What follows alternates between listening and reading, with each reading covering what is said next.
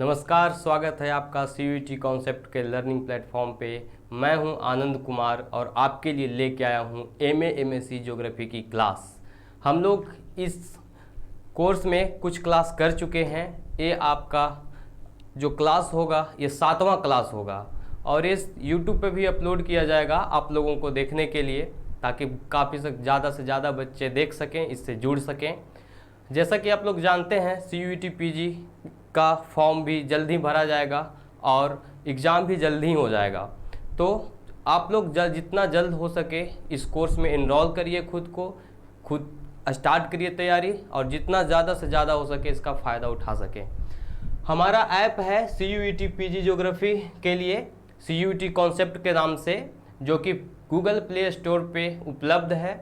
आप कॉल करके भी हम लोगों से जानकारी प्राप्त कर सकते हैं। यहाँ पे नंबर दिया गया है, आप चाहें तो इन दोनों में से किसी नंबर पे कॉल करके जानकारी ले सकते हैं।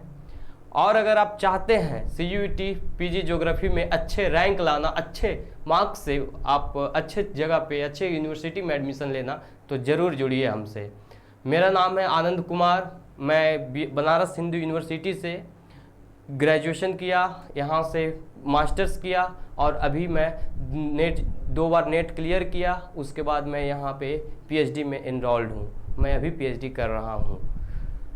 तो चलिए बिना किसी देरी के स्टार्ट करते हैं एक नए टॉपिक के साथ।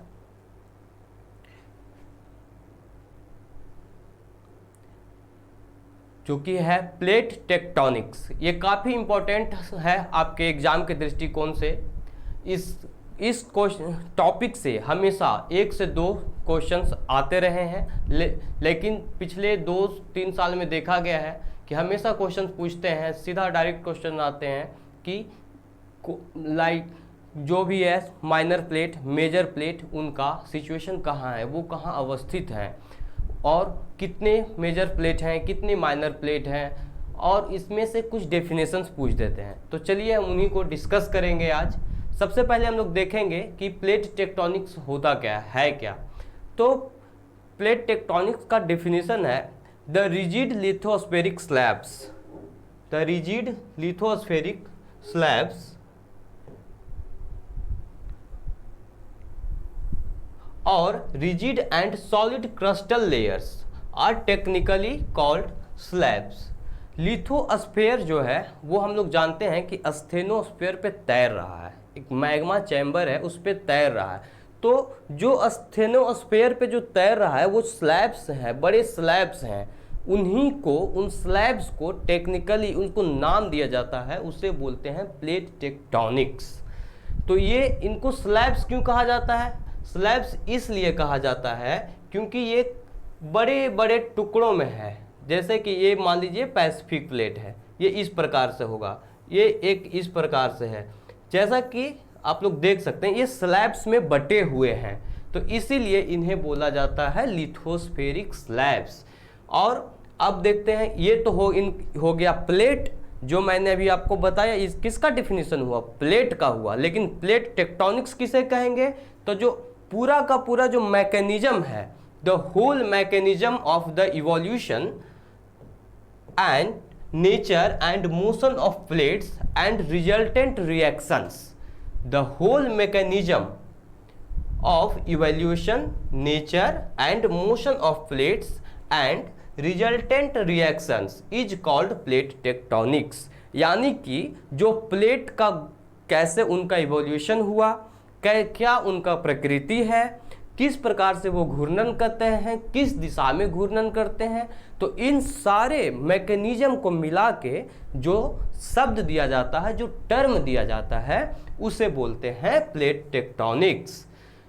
सबसे पहले जो प्लेट टेक्टोनिक्स, जो टर्म एक प्लेट था, जो टर्म प्लेट है, ये देख रहे हैं प्लेट टेक्टोनिक्स में जो टर्म प्लेट है, ये सबसे पहले कैनेडियन जियोफिजिस्ट थे विल्सन, JT विल्सन, इन्होंने दिया था 1965 में। ये प्रीवियस ईयर में पूछा गया क्वेश्चन है कि the term plate was given by, सीधा एक आता है तो इसको बोलेंगे विल्सन। इनका पूरा नाम था टूजो विल्सन, टूजो विल्सन, टूजो विल्सन। ये 1965 में 1965 में इन्होंने टर्म प्लेट दिया था, जो कि कनाडा के एक जियोफिजिस्ट एक साइंटिस्ट थे।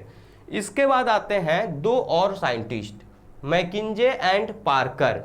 मैकिंजे एंड पार्कर इन्होंने क्या किया कि इन्होंने जो प्लेट का जो मैकेनिज्म था, इनका घूर्णन था, जो बढ़ रहे थे, घूर्णन नहीं बोलेंगे, इनका मूवमेंट, जो अभी आप लोग देखते हैं कि हिमालय का अभी भी ऊंचाई बढ़ रहा है, तो कहते हैं ना कि ये प्लेट के घूमने से हो रहा है। अभी भी प्लेट जो है, इंडियन प्लेट जो है वो नीचे जा रहा है, इसके कारण हो रहा है। अभी भी आप देख रहे हैं, कहते हैं कि आप जो अटलांटिक ओशन जो है विस्तार कर रहा है, वो फैल रहा है, वो भी कहते हैं कि प्लेट एक यहाँ से बिखर रहा है, इसके कारण दूर जा रहा है, इसी के कारण वो फैल रहा है। तो वही हुआ, यही टर्म है कि जो मूव कर रहा है। तो इसका सबसे पहले मैकिंजे एंड पार्कर ने इनका मैकेनिज्म डिस्कस किया, जो कि यूलर का ज्योमेट्रिकल थ्योरम था 1967 में, उस पे बेस्ड था। यूलर्स का ज्योमेट्रिकल जो थ्योरम था उस पे बेस्ड था। उसके बाद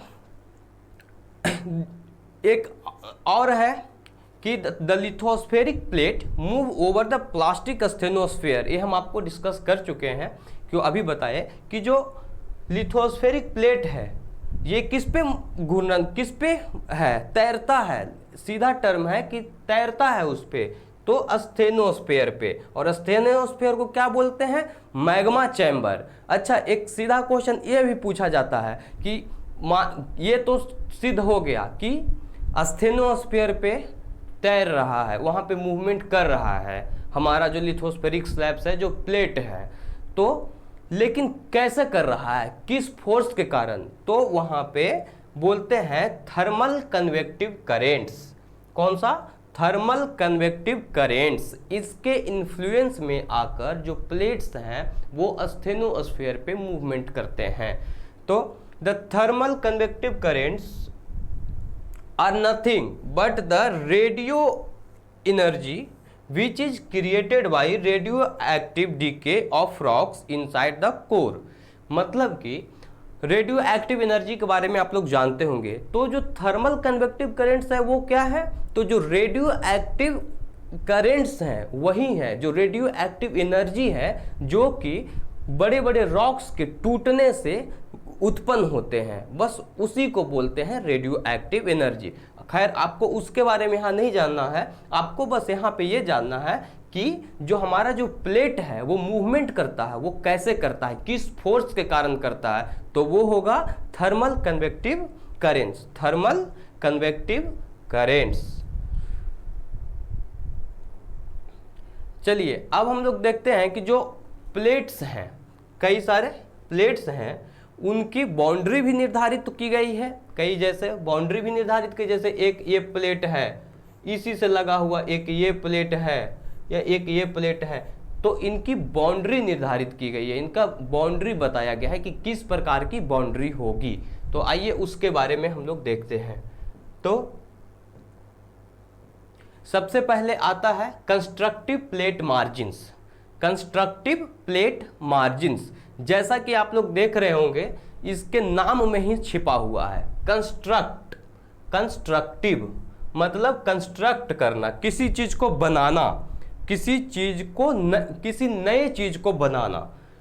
तो इससे बात बोलते हैं एक और, इसी में देखिएगा, हम लोग इसके थ्योरी पे मत जाइए, इसका आप लोग रूट वर्ड जिससे शब्द बना हुआ है, और उसमें भी एक कॉमन वर्ड होगा ऐसा जिससे कि पूरा टिका होगा, उस पर पूरा आपका आंसर, उस पर हम लोग को जाना है। जैसे कि अभी हम देखिए कंस्ट्रक्टिव प्लेट मार्जिन्स, तो इसका जो रूट वर्ड है वो कंस्ट्रक्ट। कंस्ट्रक्ट मीन्स कुछ चीज़ को बना रहे हैं हम लोग, कुछ नया बना रहे हैं, तो उसी से इसका मतलब हुआ कुछ बन रहा होगा। इसी में आगे देखिए, इसे डाइवर्जेंट प्लेट बाउंड्री भी कहते हैं। डाइवर्जेंट मतलब डाइव कर रहा है, मतलब दूर जा रहा है, सीधा डी से याद रखिएगा, दूर जाना। तो यहाँ पे जब जो दो प्लेट होंगे, ये मान लीजिए एक प्लेट ये है, एक प्लेट ये है, ठीक है, ये दोनों प्लेट्स जो है आपस में दूर जाएंगे, ऐसे है, ऐसे है, तो ये ऐसे दूर जाएगा, ऐसे दूर जाएगा। इसका एक एग्जाम्पल कौन सा है हमारा इसके देखिए, अभी मैं आपको बताऊंगा एक फिगर से आके, तो बस यहाँ पे ये जान लीजिए कि ये जो दो प्लेट्स हैं ये आपस में दूर जाएंगे। पहले यहाँ ऐसे था तो यहाँ ऐसे, देखिए दोनों के बीच में गैप आ जाएगा। तो इसे क्या बोलेंगे? Constructive plate margins and divergent plate margin. सीधा याद रखिएगा, डाइवर्जेंट मतलब दूर जाना, ये हो गया आपका। तो इसका देख लीजिए पूरा, ये कहता है कि constructive plate boundaries represent zone of divergence where there is continuously upwelling of molten material. जहां की हमेशा, जैसे देखिए अब ये है हमारा दोनों प्लेट, ये दूर जाएगा तो बीच में जो जगह खाली होगा इसमें से क्या होगा? अंदर से मैग्मा निकलेगा ऊपर। अब देखिए ये है प्लेट है एक यहाँ पे प्लेट है, ये दोनों, इस पे क्या है? अर्थ क्रस्ट है, इस पे अर्थ क्रस्ट है। अभी दोनों जुड़ा हुआ है, लेकिन जैसे ही दोनों क्या होगा? दूर जाएगा एक दूसरे से, तो यहाँ पे तो दरार ना फट जाएगा। ये दरार फट जाएगा तो वहाँ से क्या होगा? जो नीचे स्टेनोस्फेयर है वहाँ से मैग्मा बाहर आएगा, और जब मैग्मा बाहर आएगा तो नई क्रस्ट का फॉर्मेशन होगा। इसीलिए इसको क्या बोला गया? Constructive plate margins. क्यों? क्योंकि जब प्लेट आपस में दूर जाएंगे तो वहाँ से क्या होगा? मैग्मा नीचे से स्टेनोस्फेयर से बाहर आएगा और एक नई क्रस्ट का फॉर्मेशन होगा। तो इसीलिए इसको कंस्ट्रक्टिव प्लेट मार्जिन्स बोला गया। तो देखते हैं, चलिए अब आगे देखते हैं। देखिए दूसरा आता है डिस्ट्रक्टिव प्लेट मार्जिन्स। डिस्ट्रक्टिव सीधा देखिए नाम में ही छिपा हुआ क्या है? डिस्ट्रक्ट। क्या करना है? डिस्ट्रक्ट करना है, यानी कि विनाश करना है। इसको बोलते हैं, इसको हिंदी में नाम ही है इसका विनाशी प्लेट किनारा, विनाशी किनारा। ठीक है, तो इसका क्या है? ये कहता है कि इसको और एक है कंज्यूमिंग प्लेट मार्जिन्स, यानी convergent plate margins. Convergent plate margins, जैसा कि आप लोग ऊपर देखे, डाइवर्जेंट मतलब दूर जाना, कन्वर्जेंस मतलब पास आना। ठीक है, कन्वर्ज कर रहा है, एक दूसरे से मिल जा रहा है ऐसे। अब इसमें क्या होता है समझ लीजिए कि जो दो प्लेट है, ठीक है, ऐसे प्लेट है, ये प्लेट है, तो जो प्लेट भारी होगा वो नीचे सबडक्ट कर जाएगा, ऐसे सबडक्ट कर जाएगा, और क्या हो जाएगा? एक यहाँ पे इस तरह से माउंटेन का निर्माण हो जाएगा। जैसे कि इसका सबसे अच्छा एग्जांपल कौन सा है? हिमालय। हिमालय का क्या हुआ? हिमालय जो इंडियन प्लेट सबडक्ट कर गई किसके अंदर? यूरोपियन प्लेट के अंदर, यूरेशियन प्लेट के अंदर। यूरेशियन प्लेट के अंदर सबडक्ट कर गई, यहाँ से क्या हुआ? नीचे स्टेनोस्फेयर में लावा चला गया, वहाँ से आपका हिमालय पर्वत का निर्माण हो गया। अब हिमालय पर्वत का निर्माण हो गया, तो इसी तरह से समझिएगा सीधा कि डिस्ट्रक्टिव प्लेट मार्जिन्स का मतलब क्या होता है? डिस्ट्रक्ट करना, यानी विनाश करना। इसके नाम में ही छिपा हुआ है। इसको एक और किस नाम से जानते हैं हम लोग? Convergent plate margins. यानी कि एक दूसरे में क्या होंगे? एक प्लेट क्या जाएगा? नीचे सबडक्ट कर जाएगा, नीचे सबडक्ट कर जाएगा, और यहाँ से जनरली क्या निर्माण होगा? तो फोल्ड माउंटेन्स का निर्माण होगा। जैसे में कौन सा हो गया आपका एग्जाम्पल? हिमालय पर्वत इसका एग्जाम्पल है। तो इससे समझिएगा। एक और आता है आपका प्लेट, कौन सा मार्जिन्स आता है? कंजर्वेटिव प्लेट मार्जिन्स आता है। तो इसमें क्या होता है कि दो प्लेट में आपस में कुछ नहीं होगा, एक दूसरे को छू के ऐसे रहेगा, निकल जाएगा, इस तरह से निकल जाएगा। इसे क्या बोलते हैं? Conservative plate margins. यहाँ तो ना विनाश होता है और ना ही बनता है, यहाँ क्या होता है? बस एक दूसरे को छू के ऐसे निकल जाएगा। इसको हम फिगर के माध्यम से भी आपको समझाते हैं। देखिए ये यहाँ पे है डाइवर्जेंट प्लेट मार्जिन्स। अब समझिएगा यहाँ पे क्या हो रहा है? एक प्लेट इधर जा रहा है, एक प्लेट इधर जा रहा है, एक प्लेट इधर चला गया, एक प्लेट इधर चला गया। बीच में देखिए स्टेनोस्फीयर से मैग्मा ऊपर आ रहा है, मैग्मा ऊपर आ रहा है, तो यहाँ पे क्या होगा? नई क्रस्ट का निर्माण हो जाएगा। तो इसके क्या बोलेंगे? डाइवर्जेंट प्लेट मार्जिन, यानी दूर जा रहा है। यहाँ पर देखिए कन्वर्जेंट में क्या हो रहा है? एक जो प्लेट है ये देखिए नीचे सबडक्ट हो जा रहा है, इस तरह से सबडक्ट हो गया, और एक जो प्लेट है वो ऐसे इस तरह से इस पे चढ़ गया आके, देखिए चढ़ गया इस पे आके, इसी से क्या होता है, फिर हिमालय पर्वत जैसे पर्वतों का निर्माण होता है। इसी तरह से देखिए तीसरा जो है प्लेट मार्जिन कौन सा है, कंजर्वेटिव प्लेट मार्जिन। कौन सा, कंजर्वेटिव प्लेट मार्जिन। इसमें देखिए दो हैं, इसमें भी दो हैं, एक इधर जा रहा है एक इधर जा रहा है। छू के देखिए चला गया, दो प्लेट है यहाँ भी, लेकिन क्या हुआ, छू के चला गया। तो इसे क्या बोल रहे हैं, कंजर्वेटिव प्लेट मार्जिन्स। चलिए ये आपका तीनों प्लेट मार्जिन्स अभी हो गया है। आगे देखते हैं, आगे में देखिए इसको कन्वर्जेंट प्लेट बाउंड्री जो आप लोग पढ़े, कन्वर्जेंट जो पढ़े हैं आप लोग, अभी हमको बताएं। देखिए ये कन्वर्जेंट था ये वाला पोर्शन, तो इसको भी कई 3 पार्ट में बांटते हैं। इसमें भी देखिए क्या होगा, अब कन्वर्ज करेगा तो डाइवर्ज भी करेगा, तो ऑब्वियसली अलग अलग प्लेट करेगा, कन्वर्ज भी करेगा तो अलग अलग प्लेट करेगा। तो जो कन्वर्ज करेगा तो देखिए उसमें एक आता है ओशियन कोलिजन। कन्वर्ज करना मतलब क्या हुआ, टकराना। अब देखिए ये वाला यहाँ टकरा रहा है ना, इससे ये वाला इससे यहाँ टकराया, जो भारी था और जो हल्का था ऐसे हो गया, तो यहाँ टकराया यानी कोलिजन हुआ, एक दूसरे से टकराया। तो उसी प्रकार यहाँ पे हम लोग देखते हैं क्या है, यहाँ पे अब कोलिजन कितने प्रकार से होगा, यानी कन्वर्जेंट जब करेगा दो प्लेट तो कितने, 3 प्रकार से करेगा। 3 प्रकार होगा, कौन कौन, देखिए या तो ओशियन प्लेट रहेगा, 2 ओशियन प्लेट टकरा जाए। अब या तो फिर एक कंटिनेंट रहे एक ओशियन टकरा जाए, एक कंटिनेंट और एक ओशियन का प्लेट टकरा जाए, या तो फिर दोनों ओशियन का प्लेट टकरा जाए। 3 ही संभावना बनती है। क्या बनता है, या तो दोनों ओशियनिक प्लेट टकरा जाए, या तो एक ओशियनिक प्लेट टकरा जाए और एक आपका कंटिनेंटल प्लेट टकरा जाए, या तो फिर दोनों कंटिनेंटल प्लेट टकरा जाए। यही 3 तो संभावना बनती है। तो अब देखिए ओशियनिक वो 2 ओशियन प्लेट जो रहेंगे वो टकराएंगे, तब क्या होगा, तो यहाँ पे क्या होता है कि ocean collision occurs when 2 oceanic plate converge under the influence of thermal convective currents. ये तो हम लोग समझ चुके हैं ऑलरेडी, पहले भी बता चुके हैं कि प्लेट जब मूवमेंट ही कर रहा है किसके कारण, थर्मल कन्वेक्टिव करेंट के कारण। किस पे, तो स्टेनोस्फीयर पे। तो अब इसी से टकराएगा। तो यहाँ पे क्या होता है, जो higher density descends beneath to form a trench. क्या हो जाएगा, वहाँ पे ट्रेंच बनता है, ट्रेंच का निर्माण हो जाता है। किसका, ट्रेंच का, और आइलैंड आर्क का और मार्जिनल सी का। ये देखिए यहाँ से एक क्वेश्चन आ चुका है, ये आइलैंड आर्क का निर्माण कैसे होता है, देखिएगा कितना अंदर से क्वेश्चन पूछा है। तो जब 2 ओशियनिक प्लेट टकराते हैं तो आइलैंड आर्क्स का निर्माण होता है। इसका एक एग्जांपल है, देखिए जापान के पास आइलैंड आर्क्स पाए जाते हैं, इसी का एग्जांपल है वो। तो ये हो गया। देखिए यहाँ पे मेंशन भी किया मैंने, Japan island, Japan trench and Japan sea. तीनों, जापान जो है किसके कोलिजन से बना हुआ है, ओशियन और ओशियन कोलिजन से। याद रखिएगा, ये पूछ सकता है, क्योंकि सबसे बेहतरीन एग्जांपल वही है, जापान ही है। किस चीज़ का, ओशियन कोलिजन का। आगे देखिए, आगे है कंटिनेंट ओशियन कोलिजन।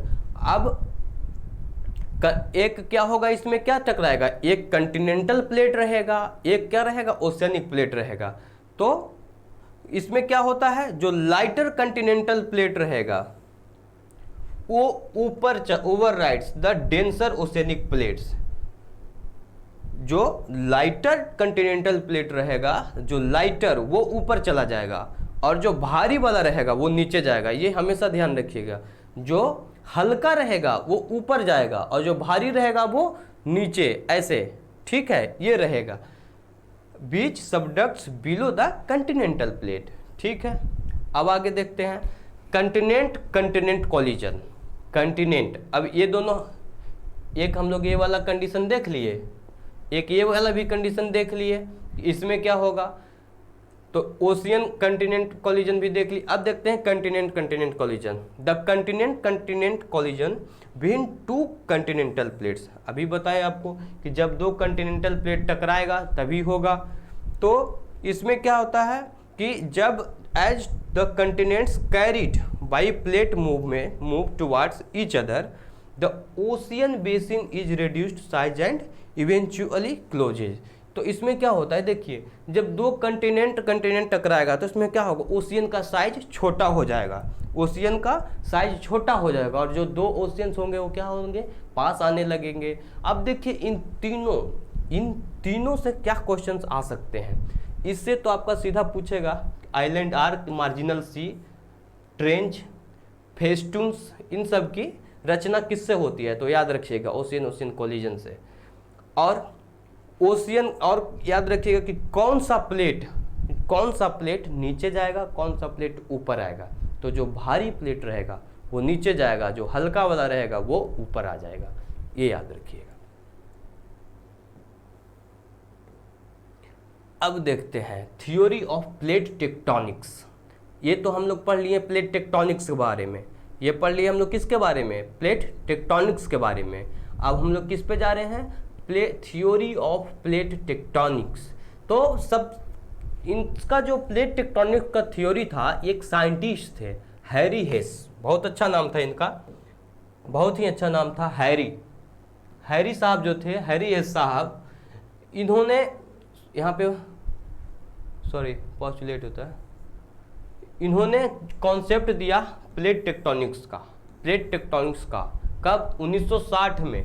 किसके सपोर्ट में, तो कंटिनेंटल ड्रिफ्ट के सपोर्ट में। आप लोग लास्ट याद करिएगा, लास्ट क्लास में मैंने 3 थ्योरी पढ़ाए थे कि कौन कौन, लोथियन ग्रीन की थ्योरी एक पढ़ाया था, एक कंटिनेंटल ड्रिफ्ट थ्योरी टेलर का, एक कंटिनेंटल ड्रिफ्ट थ्योरी आपका वेगनर का। ये 3 थ्योरीज मैंने पढ़ाए थे। अभी उसी के आगे का ये थ्योरी था प्लेट टेक्टोनिक्स, वो मैं यहाँ पे बता रहा हूँ। तो 1960 में इन्होंने सपोर्ट में दिया, कंटिनेंटल ड्रिफ्ट थ्योरी के सपोर्ट में हैरी हेस साहब ने दिया एक थ्योरी जिसका नाम पड़ा प्लेट टेक्टोनिक्स थ्योरी। तो ये जो प्लेट टेक्टोनिक्स थ्योरी है तो इसमें कहते हैं कि the continents and ocean move with the movement of these plates. बिल्कुल सही बात है, क्योंकि हम लोग जानते ही हैं कि पूरा जो पृथ्वी ऊपर का जो ये है क्रस्ट है वो स्टेनोस्फीयर पे तैर रहा है। तो ऊपर में क्या होगा, समुद्र है, हमारा कंटिनेंट है, ओशियंस है, ये किस पे है, तो लिथोस्फेरिक प्लेट्स पे ही है। तो ऑब्वियसली जो प्लेट्स मूवमेंट करेंगे तो ये मूव करते हैं। तो जो plate tectonic is based on the evidence. अब प्लेट टेक्टोनिक्स अब थ्योरी है, तो थ्योरी को प्रूव करने के लिए कुछ एविडेंस तो हमको चाहिए ना, कि सीधा वो ऐसे तो वो हाइपोथेसिस हो जाएगा। जब प्रूव जब तक नहीं होता है तो वो क्या कहलाता है, हाइपोथेसिस। तो इसको प्रूव करने के लिए 2 और यहाँ पे कॉन्सेप्ट थे, 2 एविडेंस थे। कौन कौन था, तो सी फ्लोर स्प्रेडिंग और पेलियोमैग्नेटिज्म। सी फ्लोर स्प्रेडिंग और पेलियोमैग्नेटिज्म। तो देखते हैं पहले सी फ्लोर स्प्रेडिंग। तो the concept of sea floor spreading जो था, इसको सबसे 1960 में ही दिया गया था, किसके द्वारा, प्रोफेसर हैरी हेस के द्वारा, जो कि प्रिंसटन यूनिवर्सिटी में प्रोफेसर थे। The concept of sea floor spreading was given by professor Harry Hess of Princeton university in 1960। तो इनका जो कॉन्सेप्ट था वो कई अध्ययन पे आधारित था, जो कौन कौन सा, मैरीन जियोलॉजिस्ट, जियोकेमिस्ट एंड जियोफिजिस्ट। लेकिन बस यहाँ से आपको जो चीज़ याद रखना है वो बस ये रखना है कि sea floor spreading, plate tectonics किस पे बेस्ड है, तो सी फ्लोर स्प्रेडिंग और पेलियोमैग्नेटिज्म पे। अब उसमें क्या पढ़ेंगे, तो प्लेट टेक्टोनिक्स थ्योरी किसने दिया, तो हैरी हेस दिए थे। कब दिए थे, 1960 में। अच्छा, कई जगह बार लोग गलती करके आ जाते हैं, प्लेस जहाँ भी क्वेश्चन पूछता है theory of plate tectonics was given bye, तो लोग मार के आ जाते हैं मैकिंजे एंड पार्कर, जो कि गलत है। कई बार लोग टूजो विल्सन का मार के आ जाते हैं। तो जो टूजो विल्सन जो थे वो क्या थे, उन्होंने बस टर्म दिया था, कौन सा, प्लेट। तो क्वेश्चंस आता है, वो भी क्वेश्चन आता है कि प्लेट जो टर्म था वो किन के द्वारा दिया गया था, तो कौन से थे, तो वो मारेंगे हम वहाँ पे क्या, तो टूजो विल्सन। लेकिन जहाँ पे पूछ देगा हमारा कि थ्योरी किसके द्वारा दिया गया, तो ये हैरी हेस ही सही होता है। कई बार हमेशा एनटीए ने यही माना है, एनटीए ने हमेशा हैरी हेस को ही सही माना है। तो ये हो गया।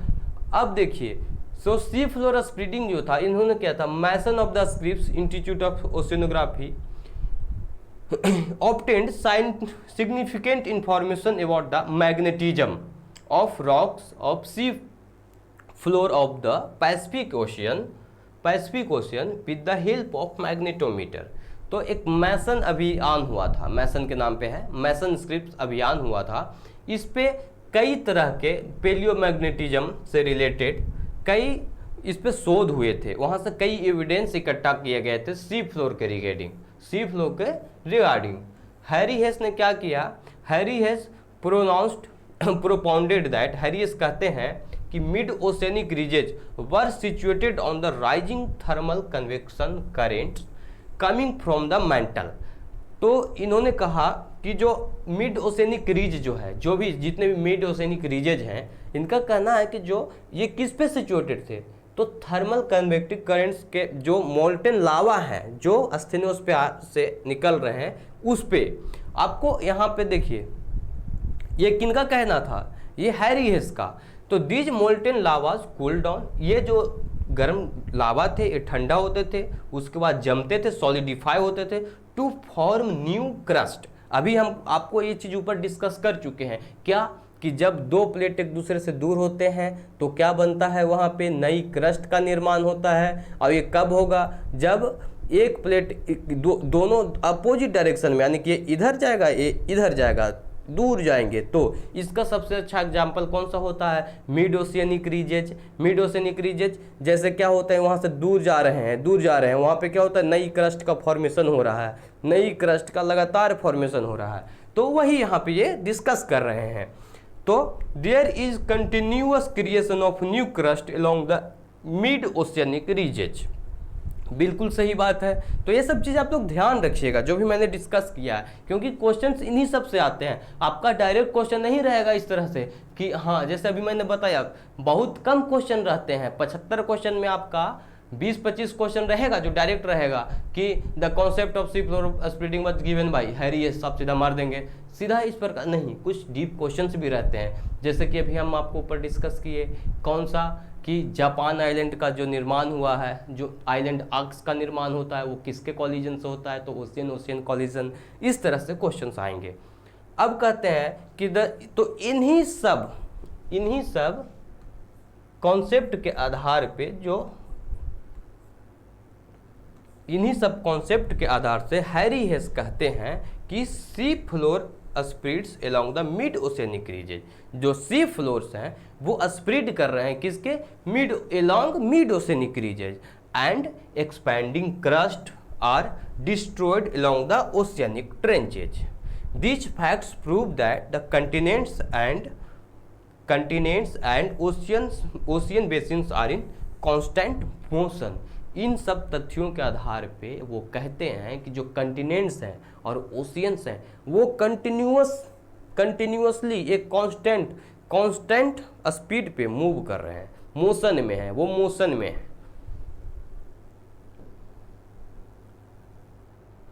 आगे देखिए कुछ इंपॉर्टेंट फैक्ट्स मैं आपको बता रहा हूँ। जैसे कि अभी आप लोग हैरी हेस के बारे में उनको से जो दो कॉन्सेप्ट्स मैं बताया कि दो कॉन्सेप्ट पे इन्होंने अपना प्रूव किया। कौन कौन सा, जो प्लेट टेक्टोनिक्स था वो दो कॉन्सेप्ट पे, कौन कौन सा, एक सी फ्लोर स्प्रेडिंग हो गया, एक कौन सा है पेलियोमैग्नेटिज्म, एक कौन सा है पेलियोमैग्नेटिज्म।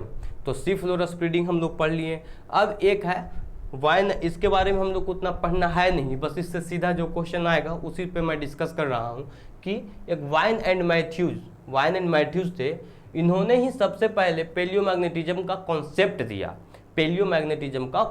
दिया। इन्होंने क्या किया था, तो इन्होंने एक survey conducted the magnetic survey of the central part of Carlsberg ridge in Indian ocean में जो कार्लसवर्ग रीज है उसके सेंट्रल पार्ट पे इन्होंने एक मैग्नेटिक सर्वे किया। कब, 1963 में। 1963 में। और वो कहते हैं कि magnetic profiles on the basis of general magnetism, जो इन्होंने क्या किया, एक मैग्नेटिक प्रोफाइल बनाया, किसके बेसिस पे, तो जनरल मैग्नेटिज्म के बेसिस पे, और इसी को आधार बना के उन्होंने पेलियो मैग्नेटिज्म का सिद्धांत दिया था। और इसी दो सिद्धांत पे, किस पे, हैरियस का जो ये था सी फ्लोरा स्प्रेडिंग, और पेलियो मैग्नेटिज्म के सिद्धांत पे जो प्लेट टेक्टोनिक्स का सिद्धांत बनाया गया। अब देखिए आते हैं, अब बताते हैं आपको कि जो रेट ऑफ प्लेट मूवमेंट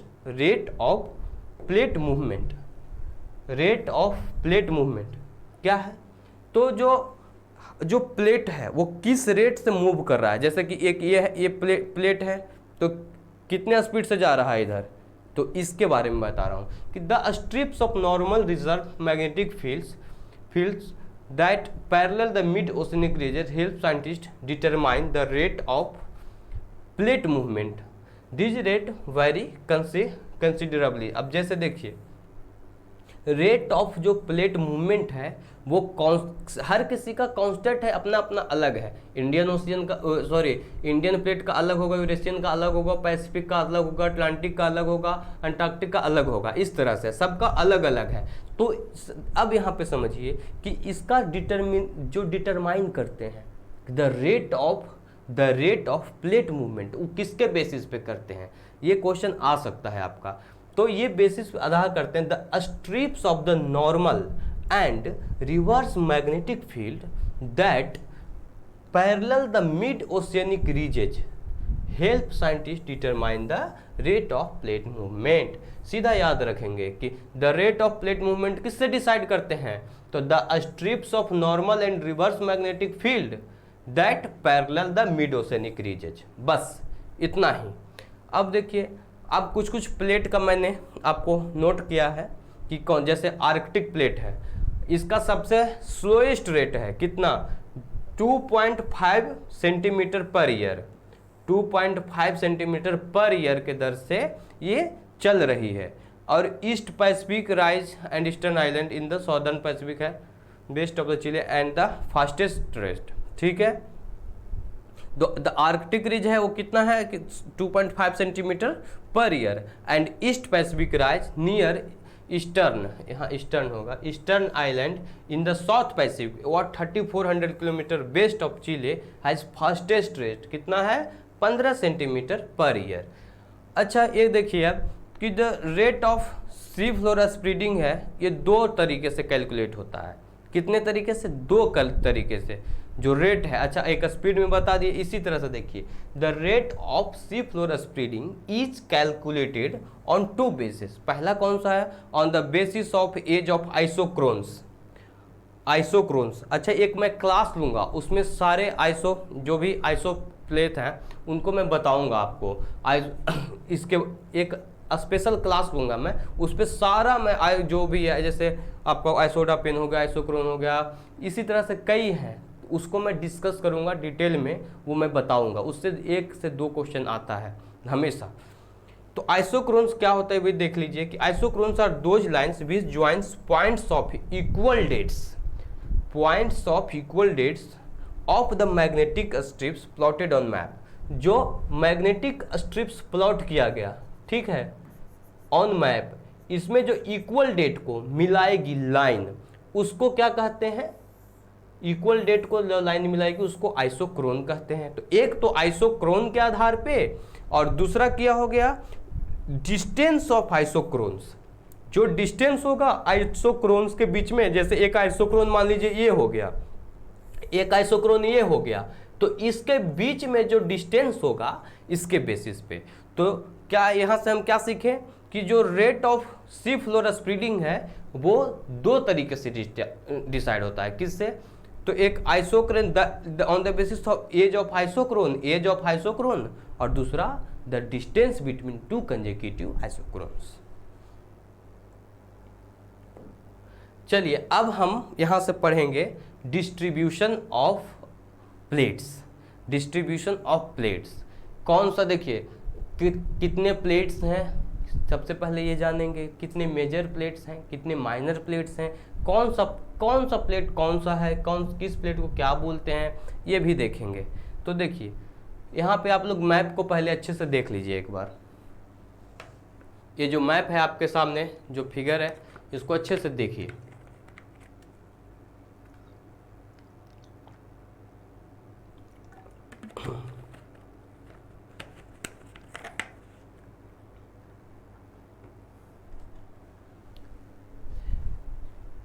यहाँ पे आप लोग देख रहे होंगे कि हमने यहाँ देखा कितने प्लेट देखिए, दो तरीके के होते हैं। एक तो होते हैं मेजर प्लेट्स, एक होते हैं माइनर प्लेट्स। एक कौन सा होता है, मेजर, और एक माइनर। तो यहाँ पे देखिए 7 मेजर प्लेट हैं पूरे पृथ्वी के, जो जिस पे अर्थ क्रस्ट टिका हुआ है उसमें क्या 7 मेजर प्लेट हैं, और माइनर प्लेट 16 है। इन माइनर प्लेट कितने हैं, 16। तो सबसे पहले देखिएगा कि कौन कौन सा प्लेट। देखिए सबसे पहले आता है अफ्रीकन प्लेट। तो अफ्रीकन प्लेट की अवस्थिति कहाँ पे है,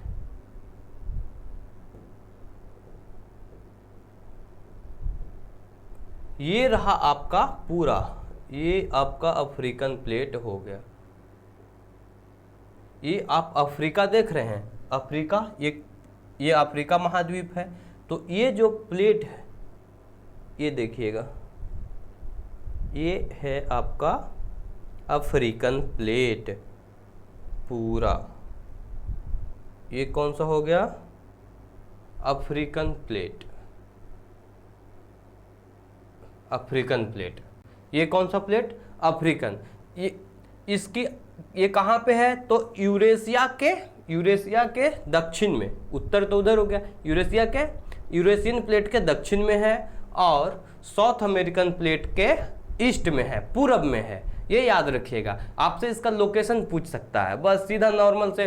अब जैसे देखिए, आप मैप आपके ध्यान में रहेगा, अगर आप मैप को ध्यान में रखते हैं तो कोई भी आंसर कर दीजिएगा। अब आपसे सीधा पूछेगा the location of African plate is, the location of African plate is. अब वहां पे आपको ऑप्शन दे देगा क्या, कि east of Eurasian plate, east of, पहला आपका ऑप्शन दे दिया क्या, east of Eurasian plate, east of Eurasian plate. दूसरा ऑप्शन दे दियागा आपका क्या, east of south American plate, south American plate. ठीक है, दो इसी तरह से आपका 4 ऑप्शन रहेगा, 4 ऑप्शन। तो बस मैं एक, मेरा कहने का, एक आपको समझाने का एक तरीका है, बस एक बता रहा हूं कि किस प्रकार से क्वेश्चन आएगा। तो बस आपको ये मैप याद रखना है किसके। अब देखिए अफ्रीकन प्लेट कहाँ पे इसकी अवस्थिति है, तो साउथ अमेरिकन प्लेट के ईस्ट में, यानी कि east of south American plate यहाँ पे सही हो जाएगा, ये वाला गलत हो जाएगा। तो इसी तरह से हम लोग क्या करेंगे, वहाँ पे हम जो आंसर को छांटेंगे, आंसर को चुनेंगे, जो गलत है उसको साइड करेंगे, इस तरह से भी करते हैं। अब देखिए, अब हमारा क्या, कौन सा, अंटार्कटिक प्लेट। ये देखिए नीचे में है अंटार्कटिक प्लेट है, ये नीचे में हमारा अंटार्कटिक प्लेट है, इस तरह से है। ये नीचे अंटार्कटिक प्लेट है, इसको देखिए ऐसे बताता हूँ। ये कौन सा हो गया हमारा, अंटार्कटिक प्लेट, अंटार्कटिक प्लेट। अब आता है यूरेशियन प्लेट। ये देखिए यूरेशियन प्लेट हो गया, ये हमारा कौन सा हो गया, यूरेशियन प्लेट हो गया। ये है यूरेशियन प्लेट, ये रहा यूरेशियन प्लेट। अब आता है इंडो ऑस्ट्रेलियन प्लेट। तो ये देखिए, ये रहा इंडियन प्लेट, ये है इंडियन प्लेट, और ये इंडो ऑस्ट्रेलियन प्लेट देखिए पूरा ये बना एक प्लेट है, ये पूरा एक प्लेट है, लेकिन माइनर प्लेट में हम लोग बोलते हैं इंडियन प्लेट, और ये इंडियन प्लेट यहाँ पे कौन सा है, माइनर प्लेट, इस तरह से है। तो इंडो ऑस्ट्रेलियन प्लेट देख लीजिए, इसका लोकेशन आप लोग याद रखिएगा। लोकेशन कैसे याद रखेंगे, तो बस मैप आपको 10 बार मैप देख लीजिएगा, बस आपका लोकेशन याद हो जाएगा। नॉर्मल बस याद करिए, अफ्रीका प्लेट की अवस्थिति कहाँ पे है, तो यूरेशियन प्लेट के दक्षिण में, और अमेरिकन, साउथ अमेरिकन प्लेट के पूरब में। इसी प्रकार आपका इंडो ऑस्ट्रेलियन प्लेट की अवस्थिति कहाँ है, ये भी बोलेंगे कि यूरेशियन प्लेट के दक्षिण में है और फिर अफ्रीकन प्लेट के इधर है, पूरब में है। इसी तरह से क्वेश्चन आपका बनेगा। और देखिए एक ये हो गया, एक ये हो गया, यूरेशियन प्लेट बता दिया, इंडो ऑस्ट्रेलियन प्लेट हो गया। अब देखिए north American plate, north American plate देखिए ये है, ये क्या हो गया, नॉर्थ अमेरिकन प्लेट। कौन सा है, नॉर्थ अमेरिकन प्लेट। उसी तरह से पैसिफिक प्लेट, पैसिफिक प्लेट देखिए पूरा ये वाला है, ये देख रहे हैं, ये पैसिफिक प्लेट। ये एक्चुअली ये मैप को अगर आप ग्लोब पे देखेंगे तो ऐसे दिखेगा, यहाँ पे एक तो कट के दिखाते हैं। ये हो गया एक पैसिफिक प्लेट है, तो सबसे बड़ा प्लेट कौन सा है, पैसिफिक प्लेट। ये भी याद रखना है कि सबसे बड़ा प्लेट कौन सा है, पैसिफिक प्लेट है। उसके बाद कौन सा है, साउथ अमेरिका में आपको north American plate, north American और साउथ अमेरिकन प्लेट। एक अंटार्कटिक होगा, north American and south American plate. तो साउथ अमेरिकन प्लेट देखिए ये तरह, ये रहा आपका साउथ अमेरिकन प्लेट। ये हमेशा आपका क्वेश्चन आता है, इसी तरह से आएगा। इससे ये सबसे, अगर आपका प्लेट से सबसे इजीएस्ट क्वेश्चन आएगा तो इसी से आएगा, सबसे इजी क्वेश्चन। तो और आगे देखिए इससे अब क्या पूछता है, इससे क्या पूछेगा, माइनर प्लेट के बारे में। लोग जब माइनर प्लेट के बारे में पूछते हैं तो वहाँ पे लोग कंफ्यूज हो जाते हैं। अब 16 माइनर प्लेट हैं, अब 16 की आपसे लोकेशन याद रखना, लेकिन इसमें जो कुछ कुछ इम्पोर्टेंट हैं उसी के बारे में पूछता है, जो इम्पोर्टेंट हैं, ज़्यादा नहीं है। अब देखिए ये मैं आपको बता देता हूँ, ये देखिए छोटा छोटा जो प्लेट है, सब इम्पोर्टेंट माइनर प्लेट कौन कौन सा है, देखिए कोकस plate, कोकस, नाजका, Juan de Fuca, Cocos, Nazca, Arabian, Philippine, Caroline, Juan de Fuca हो गया और फूजी प्लेट हो गया। ये कुछ कुछ जो इम्पोर्टेंट है, जिसके बारे में हमेशा पूछता है, तो इसके बारे में देख लीजिए आप। यहाँ पे है कैरोलिन प्लेट, यहाँ पे है कैरोलिन प्लेट जो कि माइनर प्लेट है और काफ़ी इम्पोर्टेंट है। कहाँ पे है, यहाँ पे है। और ये रहा कौन सा आपका, फिलिपाइन प्लेट, याद रखिएगा। यहाँ पे कौन सा है, फिलिपाइन प्लेट। कहाँ पे है, यूरेशियन प्लेट के पास है। और कैरोलिन प्लेट कहाँ है, तो पैसिफिक प्लेट। पैसिफिक ये हो गया, पैसिफिक ओशियन ये हुआ। पैसिफिक के किधर जा रहा है, ये पैसिफिक के पश्चिम में, दोनों है, ये ध्यान रखना है। और ये देखिए नाजका प्लेट और कोकस प्लेट। नाजका कहाँ पे है, साउथ अमेरिकन प्लेट के जस्ट बगल में है, ठीक है। तो ये हो गया। और ये कोकस प्लेट है। ये यहाँ पे देखिए कैरेबियन प्लेट है। कैरेबियन प्लेट ये पूछ सकता है कि किस ओशन में, किस में है, तो यहाँ पे क्या बोलेंगे, अटलांटिक ओशन में है। और कोकस किस में है और नाजका किस में है। देखिए क्वेश्चन इस तरह से आएगा इसमें आपका कि कोकस प्लेट इज सिचुएटेड बिटवीन, तो क्या बोलेंगे, north American plate and Pacific plate.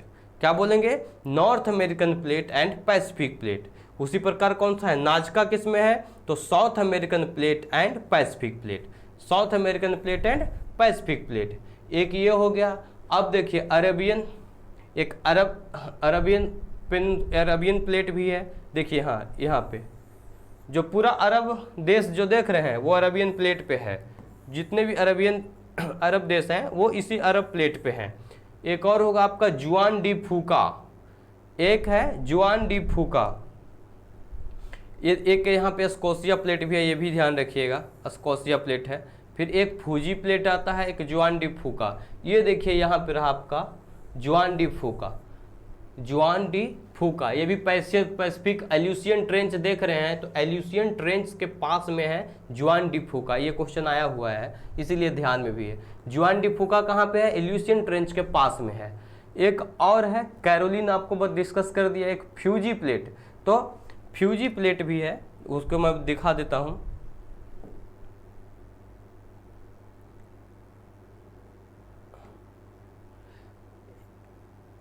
ये ध्यान रखिएगा, यहाँ पे स्कोशिया प्लेट हो गया, जुआन डी फूका हो गया, ये फिलिपाइन हो गया, ये Fiji plate, Aleutian trench, Caroline, Cocos, Nazca, Scotia. यहाँ पे मिसिंग है वो, मैं उसके वो जो है फ्यूजियामा आइलैंड्स के बीच में है, फ्यूजी आइलैंड्स के पास में है वो। उसका सीधा क्वेश्चन इसी तरह से आएगा ही कि फ्यूजी प्लेट किसके पास में है, तो वो फ्यूजी प्लेट जो है देखिए नॉर्थ ईस्ट ऑफ ऑस्ट्रेलिया में है, तो ऑस्ट्रेलियन प्लेट के पास में ही है फ्यूजी प्लेट। यहाँ पे शायद मिसिंग है वो देख लेंगे आप लोग बुक में भी, यहाँ पे ही है वो जावा ट्रेंच फ्यूजी प्लेट, यहाँ पे है इसकी अवस्थिति, यहाँ पे north east of Australian plate, तो ईस्ट यहाँ पे है देखिए फ्यूजी प्लेट, यहाँ के आसपास है नॉर्थ ईस्ट, यानी कि यहाँ पे है आपका वो भी कैरोलिन प्लेट हो गया, फिलिपाइन प्लेट हो गया, और यहाँ पे भी कौन सा है आपका फ्यूजी प्लेट। और सारे लोगों सारे का मैंने यहाँ पे डायरेक्शन भी आपका देखिए नोट करवाया है। कौन कौन, अब देखिए कोकस प्लेट कहाँ है, central America and Pacific plate, central America and Pacific plate. नाजका कहाँ पे है, तो south America and Pacific plate, नाजका कहाँ है, south America and Pacific plate. देखिए ये कोकस हो गया यहाँ पे, कोकस किस में मैं भी अभी डिस्कस किया हूँ, किस पे, तो central America and Pacific plate, और दूसरा है नाजका प्लेट कहाँ पे है, तो south America and Pacific plate. उसी प्रकार अरेबियन प्लेट कहाँ पे है, तो mostly Saudi Arabian land mass, ये देखिए सऊदी अरेबियन लैंड मास हो गया पूरा यहाँ पे। उसके बाद आता है फिलिपाइन, तो फिलिपाइन कहाँ पे है, एशियाटिक एंड पैसिफिक प्लेट्स में है, एशियाटिक एंड पैसिफिक प्लेट्स में है।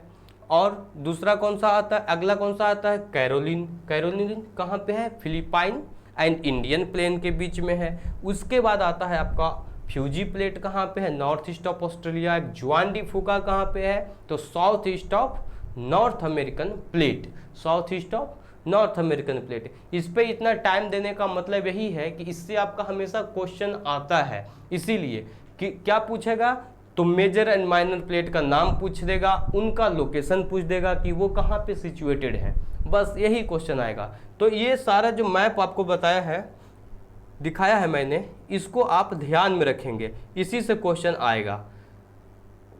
अब देखिए कुछ चीज़ें आपका छूटा हुआ था, जैसे कि ऑर्डर ऑफ लैंडफॉर्म्स मुझे पढ़ाना था, बताना था। ये हम आपका जो है जब एक्सोजेनिक फोर्सेस पढ़ा देंगे, जिसमें कि आपका सारा चीज़ खत्म हो जाएगा, तो उसके बाद भी हम उसको पढ़ेंगे तो ज़्यादा बेहतर रहेगा। लेकिन फिर भी मैं यहाँ पे बता देता हूँ कि देखिए 3 तरह के लैंडफॉर्म्स होते हैं, एक पूरी टॉपिक है जो छूटा हुआ था। तो 3 तरह के लैंडफॉर्म होते हैं, कौन सा, फर्स्ट ऑर्डर के, सेकेंड ऑर्डर और थर्ड ऑर्डर के। कौन से, फर्स्ट ऑर्डर, सेकेंड ऑर्डर और थर्ड ऑर्डर लैंडफॉर्म्स होते हैं। तो देखिए फर्स्ट ऑर्डर लैंडफॉर्म्स क्या होते हैं कि जो direct by the action of internal forces anticlines and synclines were formed and occur of the time of have been identified continents and oceans. तो सीधा आप लोग देखते हैं, एक बार क्वेश्चन भी आता है कि continents and oceans are of which order landform, तो फर्स्ट ऑर्डर लैंडफॉर्म्स ये होते हैं। अब जैसे देखिएगा कि the continental landforms consist of, कौन कौन सा हो गया कंटिनेंटल लैंडफॉर्म्स, तो Eurasia, America, Africa, Australia and Antarctica, ये सब क्या हो गए, फर्स्ट ऑर्डर के लैंडफॉर्म हो गए। और लैंडफॉर्म्स ऑफ सेकेंड ऑर्डर क्या होते हैं, जो प्लेटो हो गए, माउंटेन हो गए, प्लेन हो गए, एक्सटेंसिव डिजर्ट्स हो गए। तो बड़े बड़े जो डिजर्ट्स हैं उनकी बात मैं कर रहा हूँ, ये क्या हो गए, सेकेंड ऑर्डर के लैंडफॉर्म्स हो गए। और थर्ड ऑर्डर में क्या हो जाते हैं, तो various features which are generally smaller parts of second order landforms on the तो इसमें क्या होते हैं कि जो पीक्स हो गए, कोल, सर्क, गॉर्ज, मोरेन्स, जनरली वैसे लैंडफॉर्म्स जो इरोजन, वेदरिंग, मास मूवमेंट ये सब के द्वारा जो निर्मित हुए, वैसे लैंडफॉर्म को हम लोग थर्ड ऑर्डर लैंडफॉर्म में कहते हैं। तो चलिए यहाँ तक के आपका आज का क्लास ख़त्म होता है, और अगले बार हम लोग मिलेंगे एक नई टॉपिक के साथ आपके ही CUET कॉन्सेप्ट के ऐप पे। और ये जो हमारा क्लास रहेगा, ये आपके 2 से 3 क्वेश्चन कैरी करेगा आपके CUET के एग्ज़ाम में। और मैंने जितना हो सकता है डिटेल में आपको पढ़ाया है इस पे, और इससे बाहर आपका कुछ आएगा ही नहीं। अगर आप इसको अच्छे से पढ़ लेते हैं, इस लेक्चर को अच्छे से देख लेते हैं, तो इससे बाहर से कुछ भी नहीं आएगा। तो आप जितना जल्दी से जल्दी हो सके आप इस कोर्स में इनरोल करिए खुद को, और बनते रहिए, पढ़ते रहिए हमारे कोर्स में। अभी ये ज़्यादा नहीं, जियोमॉर्फोलॉजी का कोर्स लगभग ख़त्म होने वाला है, इसके बाद हम लोग क्लाइमेटोलॉजी पढ़ाएंगे। तो जियोमॉर्फोलॉजी में ये हमारा आज 7वां क्लास था, 7वां। इसके बाद 2-3 क्लास और हैं जियोमॉर्फोलॉजी के। तो अगर अभी भी आप अगर एडमिशन लेते हैं तो ज़्यादा देर नहीं हुआ है, बस थोड़ा सा आपको मैनेज करना पड़ेगा। आपके सारी वीडियोस आपको दे दी जाएगी और लाइव क्लासेस भी कराई जाएगी। मैं क्वेश्चंस लाऊंगा प्रीवियस ईयर्स के भी, और जो नए एक्सपेक्टेड क्वेश्चंस रहेंगे वो भी लाएंगे आपके लिए कि क्या हो सकता है। तो चलिए आज का क्लास यहीं ख़त्म करते हैं, मिलते हैं अगले क्लास में बहुत ही जल्द। तब तक के लिए धन्यवाद।